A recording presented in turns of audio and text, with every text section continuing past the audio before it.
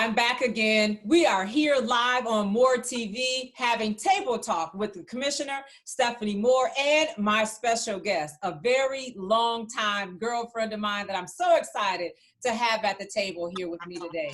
As you know, we've been talking about issues, we've been talking about politics, and I've been making a point of bringing some of the faces and the voices and the issues that we really need to know and should be concerned about. So it is my honor and pleasure to bring to the table my girlfriend, Mona Lisa Watson. That's right, you all. We have shared a very long time friendship. We've partnered in business, and we have a long-standing relationship that I treasure. And so I'm so happy to have Mona Lisa with me today at the table.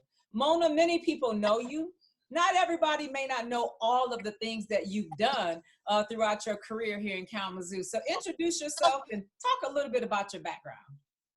Okay, well, first of all, thank you, Stephanie. Happy Sunday to you again.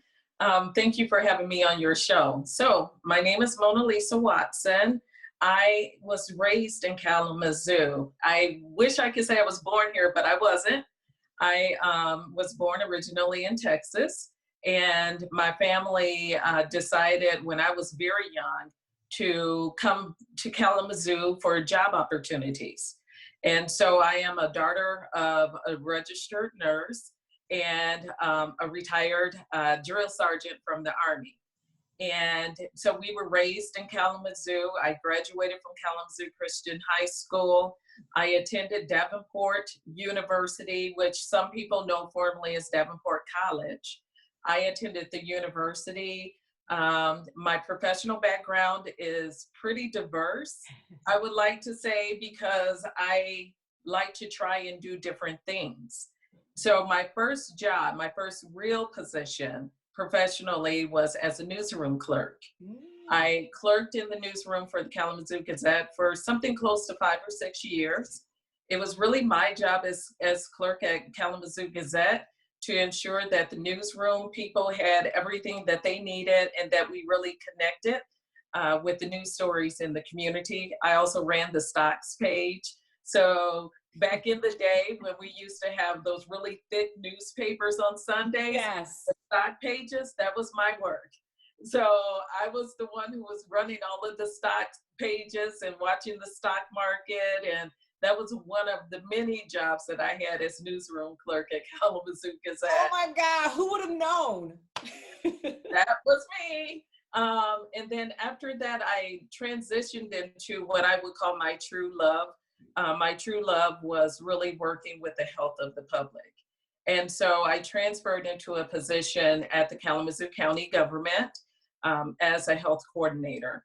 Stayed in that position for 7 years. Got a chance to work on several different projects related to the health of the public. One of the bigger successes that I'm very proud of was being able to not only work within the county of Kalamazoo, but work within the state of Michigan to get Michigan to become a smoke-free state. So all of the public facilities that we now, we used to enjoy post-COVID or pre-COVID, the reason why they are smoke-free is because of the work that I and some of my former colleagues did to ensure that when you went into a public facility, that you were not also engaging with secondhand smoke. So that was one of my bigger accomplishments, my first 7 years working in the Kalamazoo County government. One of the things towards the end of that 7-year journey that really caught my interest was working with health equity. And at that time, we didn't use the word equity, but we did talk a lot about disparities and inequities in health. So I got a chance to sit on the national committee with the CDC, the Centers for Disease Control and Prevention, working really closely at that time with Dr. Satcher, who was the Surgeon General at that time, to really come up with the concept of healthy people. At that time, it was Healthy People 2010, and now there's a Healthy People 2020. But really, that was the first time that we were able to use data as a metric to measure what is really happening in the world of health and public health as it relates to different populations. Prior to that, we had data, but we did not allow the data to drive our efforts. And I would like to say that beginning with towards the end of my journey, that was the first time that we started really looking at the data and saying, what can we do with that data to try to change the trajectory that we're still dealing with even to this day. Mona Lisa, I can see the passion just light up in you when you talk about doing work based around equity, fairness, and justice, and making sure people have access to services. And I'm a living witness that you have done extraordinary work in this field. So I just had to point that out. I'm sitting here and I'm watching, I'm connected with you. I'm like, oh my God. It is definitely a passion of mine. One of my favorite verses comes from the book of Micah, where it says, what does the Lord require of you? But to love mercy, to do justly, and to walk humbly with your God. And so I do love mercy and I love justice. I love being able to see what we can do to right past wrongs, and seeing what we can do to manage it so that it doesn't come up again as an issue for us. So from there, I joined Brunson Healthcare Group after 7 years in public health to really drill down and help one healthcare system to do the work. I stayed with Brunson for a decade in helping them really to build the foundation for equity, not only in how they deliver healthcare, but also how we treat our patients, but also how we treat our employees and how we hire. And I would like to say a very formal welcome to Mr. Mans, who's the current CEO of Brunson Healthcare Group. And I would like to believe that I had a little bit of something to do with the fact that now, for the first time in history, Brunson Healthcare Group has an African-American man as their CEO. But not only that, I can tell you, sister, you did help pave that way. The work that you did laid the groundwork so that we can have and celebrate an African-American man leading this healthcare system. So kudos to you. Sometimes we sell ourselves short. I want to make sure you know that the community knows that we put in a lot of blood, sweat, and tears. It's been a labor of love. And we might not have been able to see that fruit then, but we do now. And so there's a quote that a good friend of mine says that Black women often make lemonade out of the lemons that are given to them and not often invited to sip the goodness that they create. So this is your opportunity right now, sis. Sip. It up. Yeah. I'm not just sipping, I'm taking a full swallow, okay? I'm just, because, and one of the things that, as I left Brunson Healthcare Group, one of the things that I shared with the leadership team is that it was my job to make sure that Mona Lisa did not have to be around the table to ask the question. I wanted them to be empowered with enough knowledge and with enough in them so that even if I wasn't around the table, they were asking who's missing. They were asking what more can we do? Because it's easy for us to be what I call the super women. We come in, we save the day, we try to make everything right, and then we leave, and then everything goes back to shambles, and then we have to come in and do it again. Really, where I see you and I coming in with the work that we're doing is that we're trying to create something that is sustainable, so that even if Mona Lisa is not around the table, even if Commissioner Moore is not around the table, because we have laid a firm foundation that is sustainable, people keep building on it for generations to come. And that's what my hope is, not only for the work I do, but definitely the work that I see that you do day in and day out. As a matter of fact, Stephanie, I think that's actually when I was at Brunson Healthcare Group, that's when you and I really started partnering on a lot of endeavors. Absolutely, absolutely. So the work that we've done has been amazing. This community has seen the effects of this, and the county in some ways have begun to take steps towards equity, towards diversity and inclusion. We're taking some steps. We're not there yet, but the foundation is there for them to follow. So Absolutely. You have this track record. You've done extraordinary work. You got this very diverse background. You understand whether if it's the policies, the numbers, you understand access and accountability. what can we expect from you in the near future? So I am running for Kalamazoo County Clerk and Register. And I had made that announcement, I believe back in February, earlier this year, I had formally made that announcement. And I've been busy ever since then, making sure that I am reaching out to people as much as possible, that I am engaged in social media, and also that I'm watching closely what is happening right now, especially during this season of COVID-19. We are definitely in what we would call uncharted territory. We are definitely in a time where I believe that even though we have to learn how to do the work differently, we still need to maintain engagement in the work. And that's really important to me. So as the candidate for Kalamazoo County Clerk and Register, one of the things that I have become with this time that I have really to myself is really a student. I'm learning all that I can about really what the duties of a Kalamazoo County Clerk and Register is. I do have clerk background. I said that I served as a newsroom clerk, and I never thought that I would want to return back to doing what I call a myriad of responsibilities in order to make sure that things function and run well. But then the more I thought about it, Stephanie, the more I thought about that's very natural for me. It is very natural for me to be the what I call the elbow. I am the one that's often behind the scenes, making sure that the stuff that is supposed to happen not only happens, but happens correctly. Right.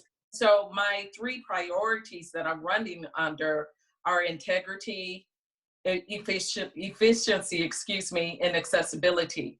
Because I think those three things are cornerstones of what makes the work of the Kalamazoo County Clerk's office work, and not just work, but work well. Well, Mona, before you break down those three things, tell us a little bit about the clerk's office and what it does. I'm not sure if people really connect the dots on the purpose of having a clerk register. So the duties of the clerk and register is really diversified. And let me go back historically. The office of the clerk is a constitutionally required office. So if you go to the Michigan Constitution back to the 1800s, you will see where this position was written into.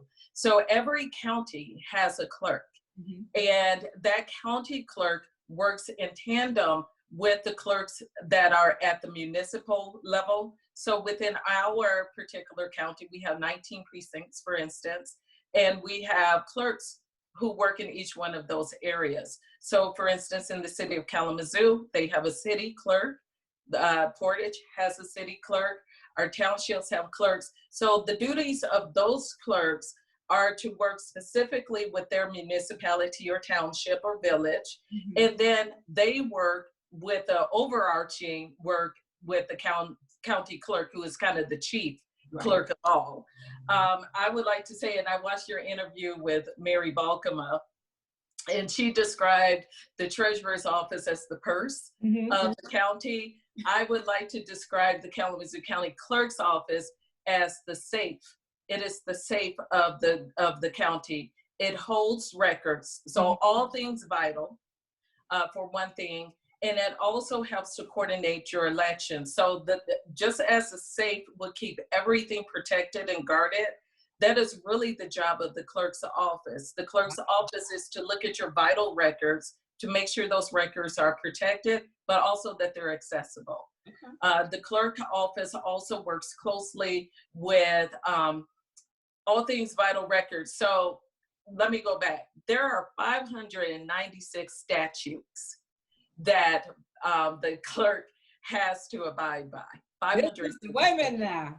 596 statutes. You ready for this, right? You done did your homework. Okay. Yeah. So, but those statutes can easily be put into 4 categories. So one is that the clerk is the clerk to the Board of Commissioners, right? So that clerk is often there. And a lot of people don't really see the clerk, but the clerk is always at the Board of Commissioners meetings. The clerk is the person who does the roll call. So if you ever hear that voice, that's the clerk that's saying Commissioner Moore, Commissioner such and such.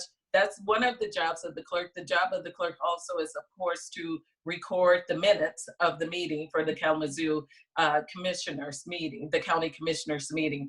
Also, the clerk is the clerk of the circuit court. So it works very closely with all things court related as far as the circuit court is concerned. It works with your vital statistics. So your marriage certificates, your birth certificates, your death certificates, your deeds. So if you own a home or if you purchase a home, that comes through the county clerk's office.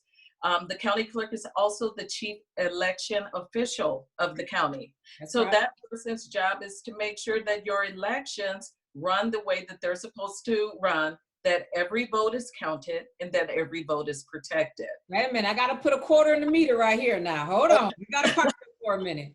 Because that's really the bedrock of our democracy, to make sure that our elections are administered, that they run properly, every person can register, every registered voter votes, and their vote be counted. And when I think about that, I think about somebody that's in that office that understands equity and how it plays out, and someone that understands policy to make sure that it matches up, you know, throughout the implementation process. So I just had to put a pin in there because you know, I'm getting all excited. But you're absolutely right, Mona. Yeah, and honestly, Stephanie, when you think about everything that this county clerk's office does, really it's no part of our lives that are not touched from birth to death when it comes to the Kalamazoo County Clerk's and Registrar's office. And so one of the things, besides it being an education piece for me, to want to educate the public about what your county clerk does, why is it important to you, is that there's literally no part of your life that is not touched by the county clerk's office. And so when you think about it from that perspective, we have a very unique opportunity this year to elect a new clerk. Tim Snow has been our clerk since the 90s, and he has I think done a very good job. But in this age of now that we're moving post-COVID-19 especially, and now that we have an opportunity to really think about what is it that we want out of our next Kalamazoo County Clerk, I would like people to consider the individuals who are running and think about who is it that I most trust my life with. Because literally you are trusting everything from your voting rights to your vital records, to every part of your life, to this individual. And who is it that I trust the most? Am I going to rely on a person who I don't know, but maybe is running under the party that I want them to run under? Am I going to do it? Am I going to vote for a person just because they're a friend? Am I going to vote for a person just because I think that they're a good person? Or am I going to vote for a person who I know actually, number one, is qualified to do the position? Number two, as you said, we'll look at things through the lens of equity, which is very important, but also a person who understands how to connect all of the dots. This position is, even though we're running under partisan areas, this is not a position that needs to be a partisan-led position. This position needs to be one where a person is neutral in how they deal and how they address with everybody else. And I believe that I encompass all of those characteristics, or else I would not be running for this position. Well, Mona, with all of your experience and your wisdom, and even having that interworking knowledge of the clerk's office, because you worked for the county before, your family is embedded in your ancestry to love democracy and to participate. Let's talk just a tiny little bit about parties, because I want to be clear with folks. You are a candidate and you are running. I am running as a Republican candidate. Okay. Yes. And so I just wanted to put that out there in the atmosphere, just so that people know. But you talked about the elections and how important that is. Can you give us a little bit of what possibly could change or enhance or improve, under new leadership? Absolutely, and I would invite people to visit my website, www.monalisawatson.com, and in there you will see a breakdown of details under my 3 priority areas. Um, when COVID-19 hit really bad and we went into the stay-at-home orders and everything else, one of the first things that I thought about was, at that time we had 3 more elections kind of coming up. Mm-hmm. And so immediately I thought about access. Immediately I thought about it. When we received the stay-at-home order from Governor Whitmer, we had just come off of the heels of the primary election. Mm-hmm. And I served as one of the challengers, an election challenger at the poll where I was, which was, I believe, 19 in Portage, Michigan. And even during the primary, when people were coming in to vote, I noticed, number one, that it was a very low turnout. Number two, it was the first time that we had same-day voter registration, which was very exciting, I think, for a lot of reasons, because people got a chance to register to vote and vote on the same day. Mm-hmm. And the only thing I could remember was how I felt when I got a chance to vote for the first time when I was 18. And so I remember very clearly, Stephanie, there was a young lady who showed up at our precinct. And she showed up and she had she had her paper on how she wanted to vote. And she says, "Yes, I'm here to vote." And so they took her information and they had to inform her that she was at the wrong precinct. And she looked so confused. Wow. And she says, "Well, I looked it up and they told me that I had to be here." And so the persons who worked very closely with her, the poll workers, asked her, "Well, do you live in Kalamazoo? Do you live in Portage?" She lived in Kalamazoo, but she showed up at a Portage polling location. So they had to send her back.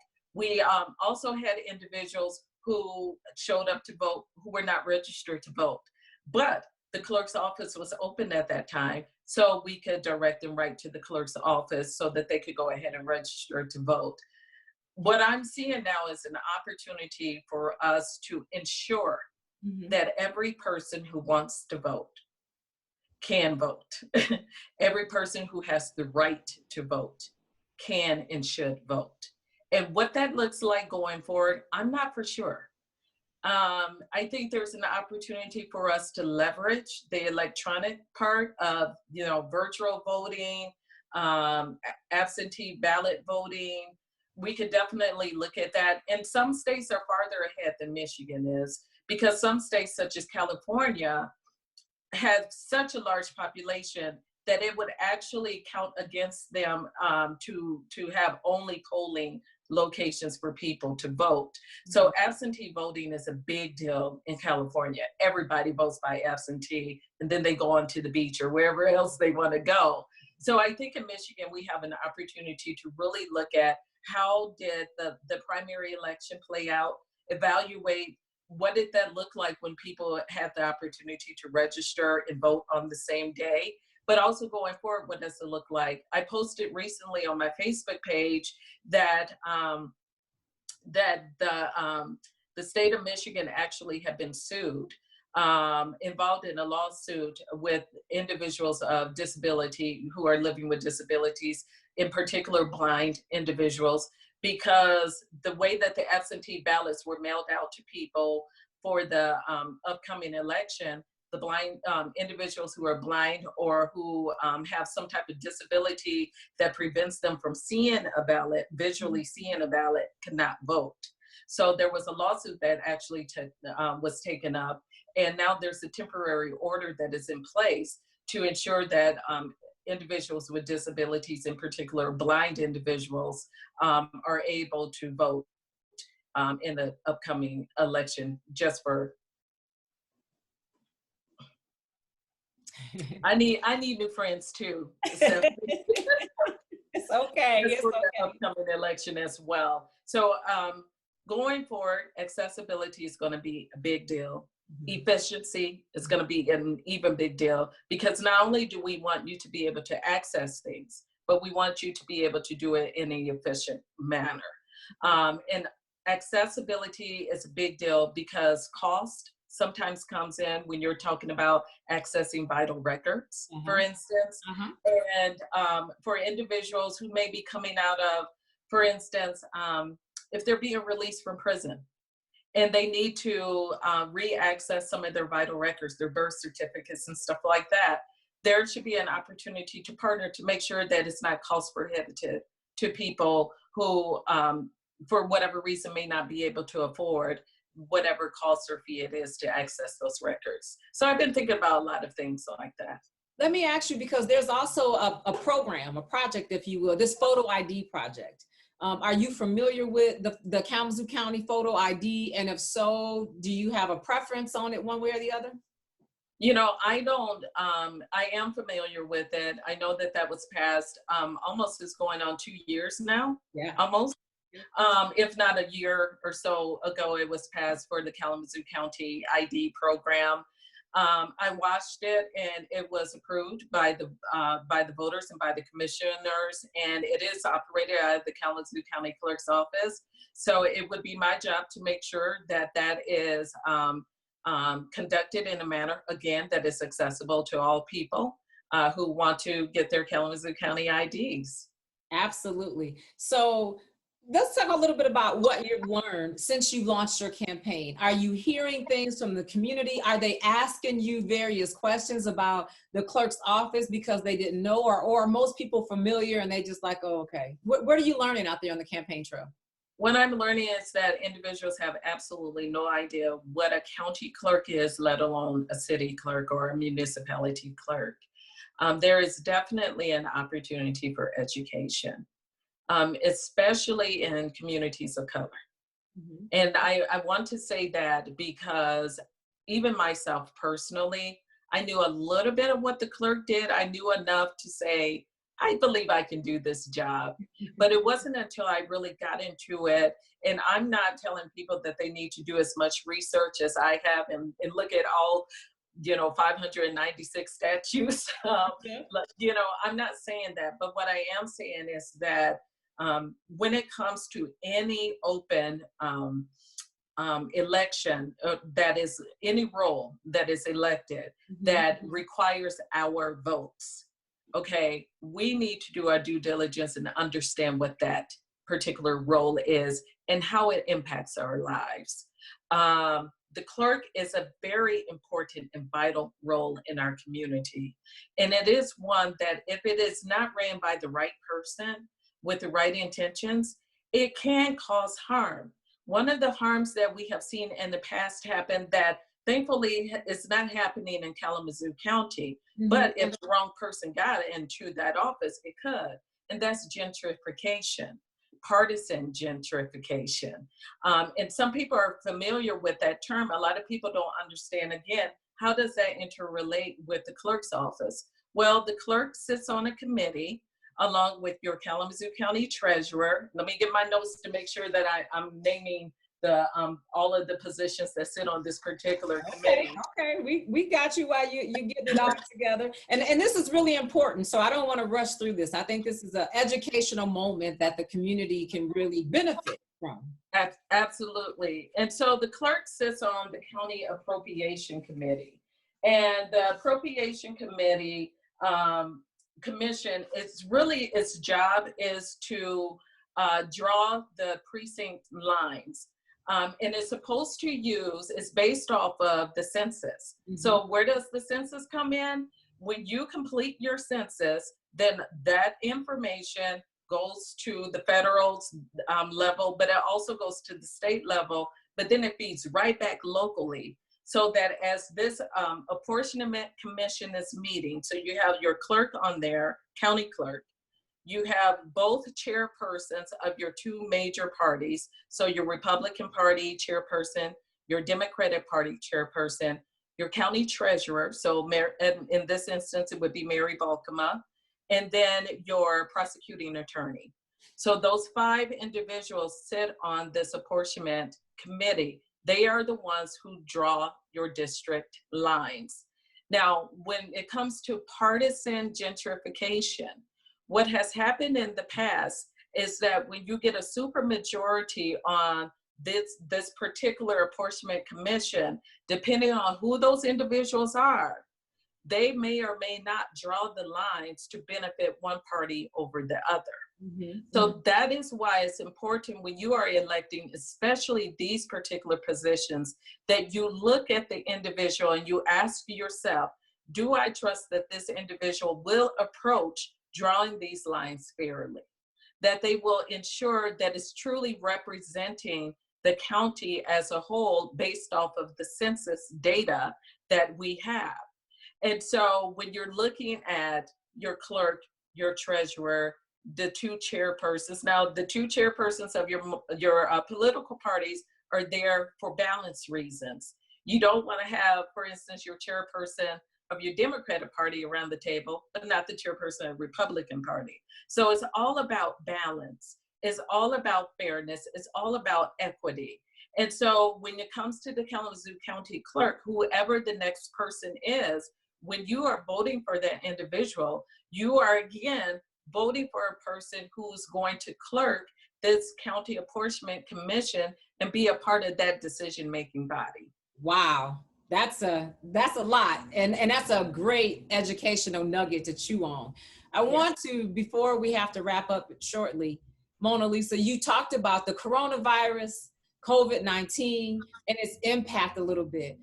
Can you speak a little bit about if we were to face a pandemic, similar to this in the future, where would there could be some adjustments or some accessibility and all that, specifically in the clerk's office? So I believe that the clerk's office now is going to have to anticipate that there's always going to be something similar to COVID-19 that is going to be out here. It may not be COVID-19 by the fall, it'll be COVID-20. So there's always going to be something outside of our clerk's office that will impact the way that we do business, which is why you have to anticipate that. And one of the roles I believe as the county clerk is for me to do the anticipation, for me to think about those scenarios, for me to work in tandem and in partnership with the staff at the county clerk's office, as well as with all of the partners, the individuals who we partner with, to say, okay, we know that going forward in the future, we may have to do business differently, but what can we do to make sure that it is as uninterrupted as possible? So that does mean that we understand, and going forward, where does virtually things kind of play into where can we use technology to drive some of the work that we're doing? What can we do to employ customer service in a way so that people do not feel that they're being forgotten, that we don't have we'll get to you when we want to get to you attitude, but instead we are working for you. The county clerk's office serves the county, not the other way around. So it's our job to make sure that customer service is always in the forefront, and that we do whatever we need to do to ensure that our residents, our county residents and citizens, are able to access vital records and able to vote when they need to. I'm gonna put you on the spot a little bit here and ask you a question. This year, I believe, Mona Lisa, is going to be historic. We have the most African Americans running for elected office in our county. Yes. Even the most African American women running for positions that are historic, where either an African American and sometimes even a woman has not served before. And we see these candidates coming on both sides of the aisle, Democrats and Republicans. Tell me a little bit about why do you think that is, and just give us a little sneak peek into just people participating more. I think that number one, however you find yourself in looking at what happened with the last election of President Trump, I think what that did is that set a fire into people to say, and I don't mean this disrespectfully to the president, but I think that a lot of people got in their minds that if Donald Trump, who had no prior political background, can make it all the way to president of the United States, why can't I run for office? Why can't I do something that I've always wanted to do? And so I think in a lot of ways, it at least prompted that in me to say, wait a second, all this time I thought that for people to run for political positions, they had to be lawyers. They had to have this kind of, pre-qualification. And what the election of Donald J. Trump did is that it blew all of that out of the water. And literally, I was asking, why can't I? Why can't I? I think another opportunity for, especially those of us who are women who decided to run, is that we saw, for instance, they call them the squad, but we saw people like Ayanna Pressley and AOC and others running who had no prior strong political background, but they were running in such non-traditional ways, right? You had Ayanna Pressley, who at that time she was sporting her braids and her black leather jackets. And people were saying, oh, no, time out. You can't do that and be elected across the board. And what she proved is, yes, I can, right? You had AOC, who was a bartender. She was a bartender. She had really no type of big political experience, but what she did have was passion. What she did have is a want to contribute to changing something that she wanted to do. And so after she would finish bartending, she would switch and put on her clothes and go out and campaign. She won. And so when you watch people, depending on whatever side of the political spectrum that you find yourself, you really have to look at how people like Donald Trump, AOC, Ayanna Pressley have really defied what we have thought the tradition of politics has been.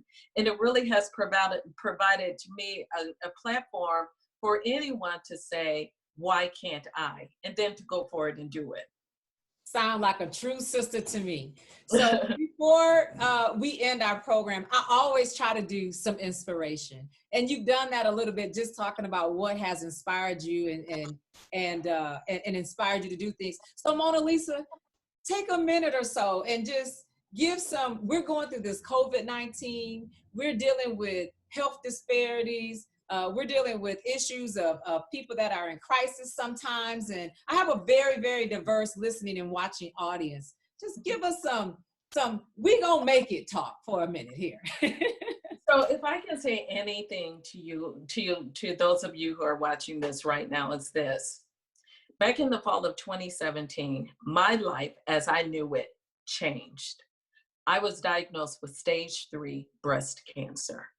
And not only was I diagnosed with it, but it was aggressively taking over my body. I didn't have time to think about, well, should I take chemo? Should I not take chemo? I literally had to hit the ground running for my life. And what I decided to do is to do exactly that. Because why? I looked at my then 5-year-old daughter. I looked at my husband, but then I looked at my community. I thought about my friends. I thought about my family. And I thought about this one thing. I am not going to let cancer take me out. And I think that we have an opportunity with the other C, coronavirus, COVID-19, to say this. COVID-19 may change the way of how we do it, how we live, but COVID-19 should not change that we live. I think that this is an opportunity for you to think about, seriously, what is the one thing that you've always wanted to do that you talked yourself out of for so long? And write those things down. It's not a bucket list. It's a list of what I'm going to do right now, and do it. Don't allow yourself to talk yourself out of aspiring to where you need to be and what you need to do for your community, for your family, or for yourself. As long as it is something that is healthy, as long as it's something that is productive, then I say go for it, live this life. COVID-19 is changing the way we do it, but it should not change that we do it. And so that is my encouragement to you. We will deal with the disparities. We will address the inequities, but we need you around in order for us to do that. So don't give up. Don't give in. Live your life. And as I always say, live your blessed life. I know that's right, girl. So I be saying this is an inspiration for the community. I be needing this for myself too. So thank you for blessing my soul. So as I tell people all the time, number one, I want to thank you for taking some time to come to the table and talk to me. This table is really important. One of my favorite quotes is from Shirley Chisholm, where she said, if they don't create a seat at the table for you, then bring your own folding chair. And for decades, Mona Lisa, I've been bringing a folding chair and just scooting it up and making some room for myself. And now I'm saying, you know what? I'm making my own table. That's right. That table, and I'm bringing the faces and the voices and the issues forward that have not been talked about in a real unfiltered way. And so I want to thank you for having the courage to be at the table with me, for even having your own table as well, because we need to see more of that leadership, more of that courage, not just in Kalamazoo, but throughout our country. And you, sis, are doing it. So I appreciate it. Now, just remind folks where they can get information about you again and the role that you're running for. I am running for Kalamazoo County Clerk and Register. You can find out more about me by visiting my website, www.monalisawatson.com. You can also like me on Facebook and follow me on Instagram at Mona Lisa for Cal County. That's me. Awesome. Well, we're going to check you out. This show airs on Public Media Network, all social media outlets, Facebook, Instagram, Twitter, and LinkedIn, as well as YouTube. So I'm pretty sure some folks will get to be able to meet you virtually via MOOReTv. Thank you for tuning in. I look forward to seeing more of your work. I look forward to growing our friendship and our sisterhood as we progress forward, and stay healthy, always blessed, and keep doing what you have been called to do, sis. All right, Kalamazoo. See you later. Bye-bye.